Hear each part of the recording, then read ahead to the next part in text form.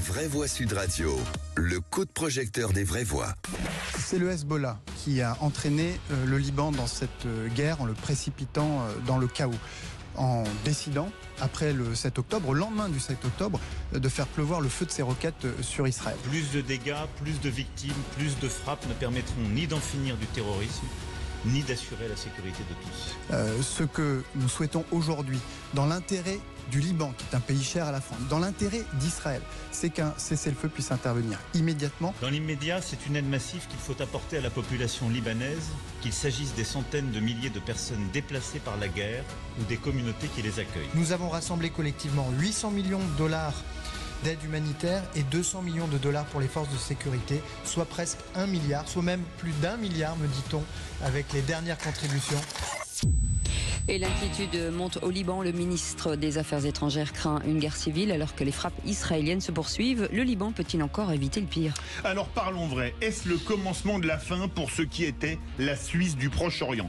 Peut-on trouver une solution politique pour sauver le pays d'un nouveau désastre ? Et à cette question, craignez-vous une nouvelle guerre civile au Liban ? Vous répondez oui à 62%. Vous voulez réagir ? Aude attend vos appels au 0826 300 300. Notre invité François Constantini est avec nous, ancien enseignant associé à l'université Saint-Joseph de Beyrouth et auteur du livre Le Liban, Histoire et Destin d'une exception publié chez Perspective Libre. Bonsoir, merci d'avoir accepté notre invitation. Philippe Bilger. J'avais des proches qui me parlaient d'un Liban paradisiaque il y a très très longtemps et malheureusement depuis quelque temps on est complètement imprégné par un pessimisme absolu à l'égard de ce pays. Et le hasard fait que j'ai lu récemment dans Valeurs Actuelles un entretien mené par Éric Revel avec quelqu'un qui connaît bien le Liban et il indiquait qu'en réalité rien ne pourrait se régler parce que le Hezbollah continuerait à être payé par l'Iran et qu'il ne fallait pas, comment dirais-je, imaginer qu'une solution de tranquillité pouvait s'instaurer dans ce pays. Alors, je ne suis pas un spécialiste, donc mes pronostics peuvent s'avérer faux, mais il me semble tout de même qu'on est enclin à une sorte de pessimisme. Virginie Calmels. Oui, je partage malheureusement le constat que vient de faire Philippe Bilger, d'autant plus qu'on sent que la critique face au Hezbollah ne veut pas dire non plus soutien à Israël. Donc c'est quand même une question qui est extrêmement clivante, qui partage totalement la population. Et moi, ce qui me fait peur, c'est que ce pays qui a été effectivement magnifique et qui est devenu ce que l'on voit aujourd'hui, eh bien que la France ne prenne pas à certains moments le chemin du Liban. On n'en est pas là, mais quand même, il y a besoin d'un réveil, d'un sursaut pour ne pas un jour se dire que finalement on avait un exemple tout près de nous qui s'appelait le Liban. René Chiche. Non mais parlons vrai, le problème au Liban, c'est le Hezbollah. Il y a 30% de chiites au Liban. Tous ne sont pas favorables au Hezbollah. Il serait bien maintenant que les Libanais, la société libanaise qui malheureusement, en plus la société politique libanaise est tellement corrompue que c'est un autre problème, ça serait bien que les Libanais se prennent un peu en main et, je vais employer un mot un peu violent, évacue ce Hezbollah, qui, je vous signale, le Hezbollah, en 1989, vous vous souvenez, il y a eu les accords de Taïf, qui ont mis fin à la guerre civile qui a eu lieu entre 75 et 88 à peu près au Liban. Le Hezbollah n'a pas respecté ces accords. C'est déjà une première chose. Tous les mouvements armés devaient être démilitarisés. Le Hezbollah a été le seul à ne pas le faire. Et je vous signale aussi qu'en 2006, lorsqu'il y a eu un accord entre Israël et le Hezbollah lors du fameux conflit, eh bien, le Hezbollah devait reculer de 20 km au-delà du fleuve Litanie. Eh bien, ils l'ont fait pendant 2 jours. 2 jours après, ils sont revenus à leur position, en bénéficiant d'ailleurs, je termine, du soutien, c'est l'un des problèmes actuels, du soutien non avoué de la FINUL, car une grande majorité des soldats du FINUL sont des gens corrompus malheureusement.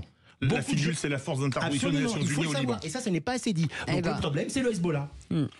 François Constantini, vous êtes ancien enseignant associé à l'université Saint-Joseph de Beyrouth, auteur du livre Le Liban, Histoire et Destin d'une exception, publié chez Perspective Livre. Je voudrais revenir sur ce qu'a dit Virginie Calmels, qui parlait de la France. Quel rôle ? Est-ce que la France joue encore un rôle au Liban ? Oui, un rôle de collecteur de fonds au bénéfice de la classe politique corrompue. Ouais, hein. Ah oui, ouais. Bravo. d'accord, directement.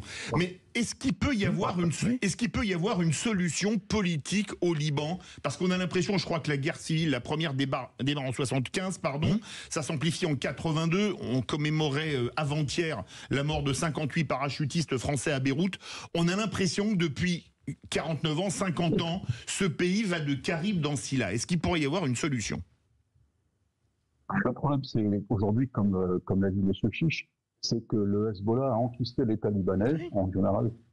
Il est le parasite de l'État libanais parce que il n'y a pas seulement les combattants du Hezbollah, il n'y a pas seulement les missiles.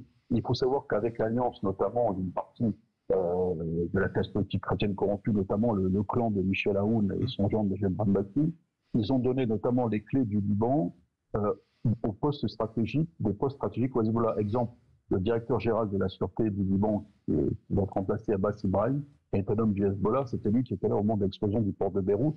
D'où le fait qu'on empêche les juges courageux, Tarek Mitri, d'enquêter. Le Hezbollah est présent partout au niveau de la justice, de l'armée, des services de renseignement, des services de sécurité.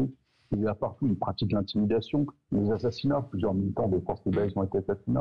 Y compris, vous avez vu des chiffres qui sont battus de Hezbollah, mais c'est un journaliste et écrivain courageux a été retrouvé mort il y a quelques années, notamment au Liban Sud, savoir ce que c'est que le Hezbollah, sans compter également le trafic massif de drogue qui se produit, un Captagon, avec le régime syrien. Donc le problème, en effet, c'est pas un accord politique. Le problème, imagine, vous ne pouvez pas faire un accord politique quand vous avez à votre table notamment des représentants de l'islamisme qui utilisent l'assassinat, le terrorisme, etc.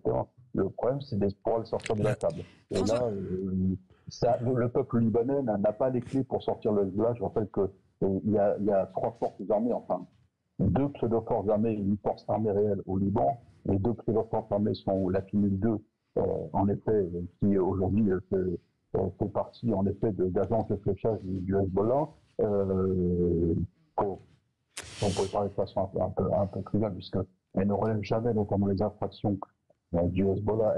Elle parle des violations aériennes. On vous entend pas très bien, François Constantini. Elle parle de l'espace aérien libanais violé par les Israéliens, mais elle ne parle pas notamment du Hezbollah qui ne respecte pas la résolution 1701. Je rappelle, je suppose que le Hezbollah se retrouve en deçà du peuple italien. Et l'armée libanaise, qui est une armée en fait de maintien de l'ordre, mais le Hezbollah qui est par contre une super armée, une force régionale qui a une telle puissance aujourd'hui, c'est qu'elle a réussi quand même. Elle est une des forces qui maintient au pouvoir le clan Assad en Syrie. Imaginez-vous donc la puissance du Hezbollah aujourd'hui. François Constantini, ça veut dire que le milliard là dont parlait le ministre, c'est-à-dire qu'on n'est pas capable de flécher cet argent. On ne sait pas comment ça va être utilisé. C'est-à-dire que... Vous savez, il y a eu déjà au plan de l'Union européenne, on s'est aperçu que l'Union européenne, alors la France aussi là, il y avait une grande usine de traitement des eaux au Liban Nord. On vous entend pas. Montez votre micro.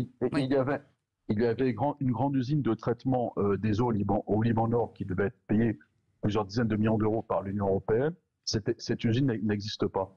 Ce qu'il faudrait en fait, c'est de donner directement l'argent, notamment aux institutions. Alors, je pense par exemple à l'œuvre d'Orient, qui joue un rôle remarquable dans le soutien aux chrétiens d'Orient, sachant également aujourd'hui que 90% des écoles privées sont des écoles chrétiennes. Je rappelle qu'également une bonne partie de la jeunesse musulmane y va, et que la coexistence entre chrétiens et musulmans dépend également du fait qu'ils aient fréquenté notamment les mêmes écoles. Je pense qu'il faut directement les donner aux associations. Il faut que rien ne passe par le gouvernement libanais corrompu. Le Premier ministre Mikati, on le sait, est un homme d'affaires qui pèse entre 3 et 4 milliards de dollars liés au régime syrien.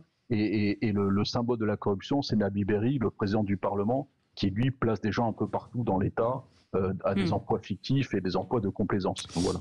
Merci beaucoup François Constantini, ancien enseignant associé à l'Université Saint-Joseph de Beyrouth et auteur de ce livre Le Liban, Histoire et Destin d'une exception, publié chez Perspective Libre. Merci beaucoup d'avoir été avec nous. Et puis